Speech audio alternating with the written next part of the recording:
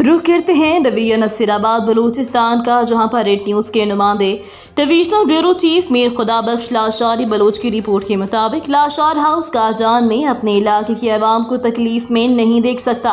Chief सरदार जलाल खान लाशारी गुज़िश्ता शब chief सरदार जलाल खान लाशारी सरदारजादा शहबाज खान लाशारी ने लाशार house Kazan में अपनी मदद आप के तहत अपने ज़ाती खर्चे से 280 सैलाब मुतासरीन ख़ानदानों में राशन तकसीम किया।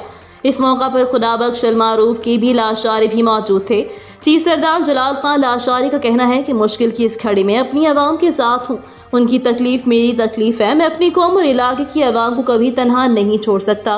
ज़िले इंतज़ामिया से भी कहता हूँ कि वो भी सैलाब मुतासरीन की मदद करें। उन्होंने कहा कि कौमों पे मुश्किल वक्त आता रहता है, हमें हर मुश्किल का मुकाबला हिम्मत और हौसले से करना है। मैं हर मुश्किल वक्त में अपने इलाके की गरीब आवाम के साथ हूँ।